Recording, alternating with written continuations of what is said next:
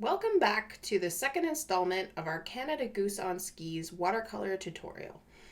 So in this video, I'm going to be showing you how to take your watercolors from the first video we made and put them into one full composition using a digital imaging software called Pixelmator Pro. So in this video, we're going to take the background, we're going to lay it down, then we're going to take the foreground, put it on top, and we're going to make it look like the Canada Goose is skiing down the canal. So here we go.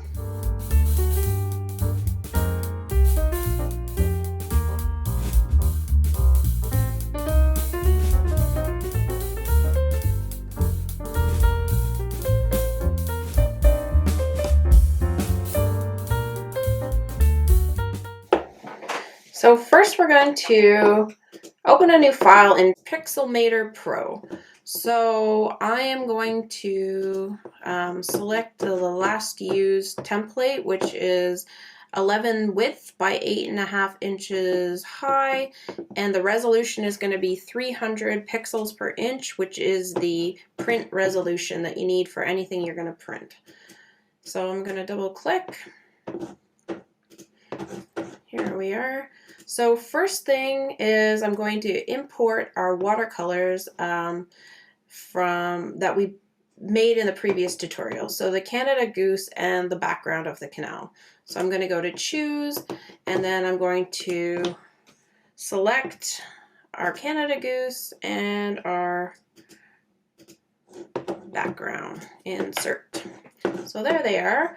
So now what I'm going to do is I'm going to just visibly turn off the layer of the Canada Goose so I can just work with the background.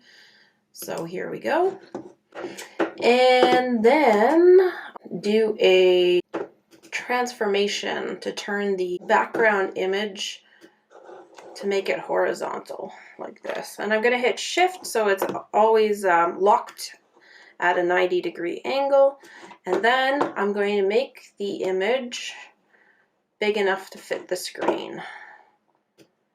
It's also going to crop the edges a little bit so we don't see the edges of the paper. So now what we're going to do is we're going to change the opacity of the background, because we're going to want the Canada Goose to pop a little bit on the foreground. So I'm going to go to opacity on the top left here, and I'm going to change it 64%. So there it is.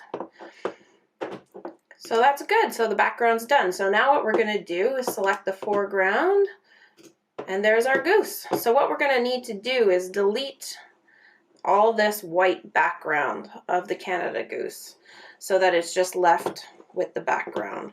So what I'm going to use is on the bottom toolbar here, there's this feature called Quick Selection. So I'm going to use that. And click shift to select the different areas around where the white is. And as soon as I have all the white selected, I'm going to hit delete. Deselect creates your final piece of work, and there it is. Thank you.